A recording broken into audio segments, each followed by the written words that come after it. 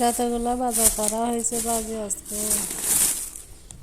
দেখেন এখানে মানে আর কোনো কিছু বাকি নেই সেরকম বাজার করছি আজকে। এখানে আমাদের প্রিয় সবার প্রিয় হচ্ছে বাটার, একটা 20 টাকা করে। এগুলো আমি দোকানে যতটা হয় ততটাই নিয়ে আসি।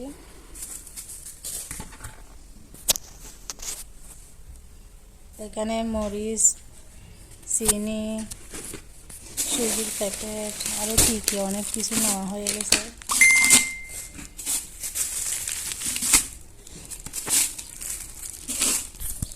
প্রতিদিনের মতো আজকেও আবার নতুন জীবন শুরু করলাম।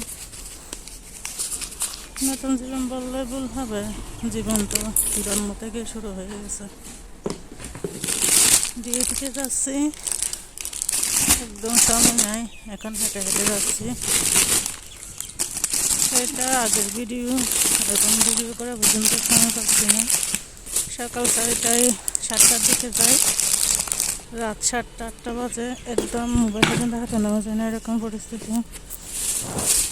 এই জন্য কি আর করার, ভাগ্য যেরকম আছে বাঁচতে তো হবে। মাথার উপর ছায়া না থাকলে জীবন কাটানো অনেক কঠিন হয়ে যায়। অনেকদিন পর্যন্ত বসে বসেছিলাম, অনেক কষ্টের মধ্যে, অভাবের মধ্যে। আল্লাহর রহমতে একটা কাজের মধ্যে ঢুকছি আজকে 2 দিন ধরে। দেখা যায় ভাগ্য কতটুকু। আমি বেশি কিছু আশা করি না, আমার সবাই এতটুকু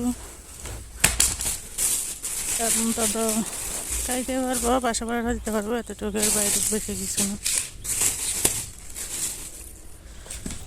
অতিরিক্ত চাহিদা করা ভালো না।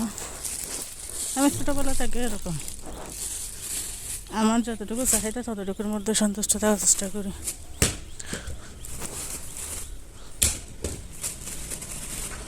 যেমন মনে করেন আমার বাসা ভাড়া যতটুকু, বাসা ভাড়াটা দিতে পারবো, খাইতে পারবো, বাস এতটুকু, এর বাইরে অন্য কিছুর নেই। আল্লাহর কাছে শুধু এটুকু চাইছি আমি। আল্লাহকে আমি নামাজ পড়ে পড়ে বাবা বলছে, হ্যাঁ আল্লাহ আমার বেশি কিছু লাগবে না, যতটুকু না হলে নয়, খাইতে পারবো, চলতে পারবো, ঠিক ততটুকু, এর বাইরে বেশি কিছু না।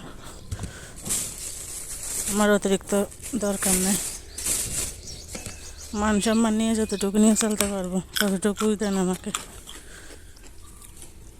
সবচাইতে বেশি চিন্তা হয় যে আমার বাসা বাড়ার জন্য। এখন হাঁটতেছি আর বয়স দিচ্ছি, রাস্তা দিয়ে হেঁটে হেঁটে যাচ্ছি, কারণ বাসা ভাড়াটা ঠিক সময় যদি দিতে না পারি তাহলে কি একটা লজ্জার ব্যাপার, লজ্জা লাগে। মালিক এক রকম বলবে,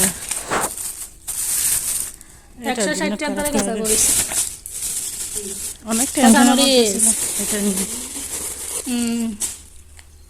কীভাবে কী করবো, কীভাবে চলবো, কীভাবে খাবো, এগুলো এমনি বলতেছি। ঠিক আছে, আজকে শুধু 3টা দিন কাজে ঢুকছি, এখন দেখা যাক মাস শেষে কী হয়। পরিশ্রম অনেক করছে, 12 ঘন্টা ডিউটি, কোনো ইয়া ছাড়া